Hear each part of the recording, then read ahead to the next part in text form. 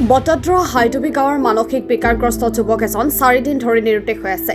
নগাঁৱৰ জিলাৰ বটদ্ৰ হাইডুবি গাঁৱৰ মানসিক বিকাৰগ্ৰস্ত সাইফুদ্দিন নামৰ যুৱকজন নিৰুদ্দেশ হোৱা ঘটনাই পৰিয়ালৰ মাজত হাহাকাৰ সৃষ্টি কৰিছে। জানিব পৰা মতে নগাঁও জিলাৰ অন্তৰ্গত বটদ্ৰ হাইডুবি গাঁৱৰ নিবাসী আজিজুল হকৰ পুত্ৰ সাইফুদ্দিন যোৱা 29 তাৰিখৰ পৰা নিৰুদ্দেশ হৈ আছে। পৰিয়ালৰ লোকে বিভিন্ন ঠাইত বিচাৰ কোচাৰ কৰিও কোনো সন্ধান পোৱা নাই। লগতে একমাত্ৰ ভৰসা হিচাপে কাষ চাপে সংবাদ মাধ্যমৰ। যদি কোনো সদাশয় ব্যক্তিয়ে ফটোত দেখা যুৱকজনৰ সন্ধান পায় তেন্তে 9101080945 এই নম্বৰত যোগাযোগ কৰিবলৈ কাটৰ আহ্বান জনাইছে পৰিয়ালৰ লোকে।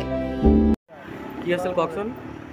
আমাৰ ল'ৰাটা শনিবাৰৰ দিন যায় ৰাতি দেওবাৰ পৰা ৰাতি দেওবাৰ কৰিছে। আজি 4 দিন হ'ল ল'ৰাটো আমি ঘৰত খাই বৈ শুই আছোঁ। শুই থকাৰ পিছত ৰাতি 12টা 1টা 2টা বজাত ইণ্টাৰনেট যে ঘৰৰ পৰা ওলাই গ'ল আমি নিজে ক'ব নোৱাৰোঁ। এই ল'ৰাটো আপুনি বিচাৰি আছোঁ নগাঁও আপোনাৰ লংকা। ই ল'ৰাজনীয়ে আপোনাৰ এই হাবলন কামত মানুহ লৈ গৈছিল। মানুহ লোৱাৰ পিছত ল'ৰাটোৰ আগৰ ব্ৰেইন নষ্ট আছিল। ব্ৰেইন নষ্ট হোৱাত মানে মেণ্টেল আছিল মাথা।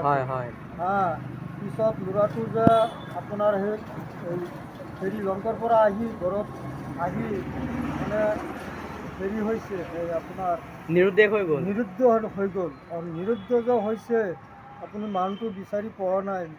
মই ল'ৰাৰ বাবা, মোক কিবা যোনে যদি পায় কিবা এটা মই লগত সহযোগ কৰিব, মই তাক পুৰস্কাৰ দি দিম। আৰু মোৰ লগত তাত 2টা বাচ্চা আছে, বাচ্চাবিলাক কান্দি আছে।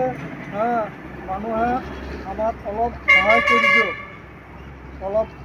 দিয়ক, ল'ৰাটো আমাক বিচাৰি আপোনাৰ টিভি চেনেলত মোবাইলত ওলাই দেখা খোৱাৰ লগে লগে 2-3 দিনতে ভাল হৈ যায়। এইবাৰ কিন্তু হোৱাৰ লগে লগে ৰাতি ঘটনাটো হ'ল। হোৱাৰ পিছত আমি ৰাতি তাক ঘৰত শুৱাই দিছোঁ। ৰাতি পুৱা 2টামান বজাত চাগে সি ঘৰৰ পৰা ওলাই গ'ল, কোনে ক'ব পৰা। এনে কি ড্ৰেছ পিন্ধি গৈছিল তেওঁ নিৰুদ্দেশ হোৱাৰ পিছত? নীলা এখন জেকেট আছে, জিন্স পেণ্ট আছে,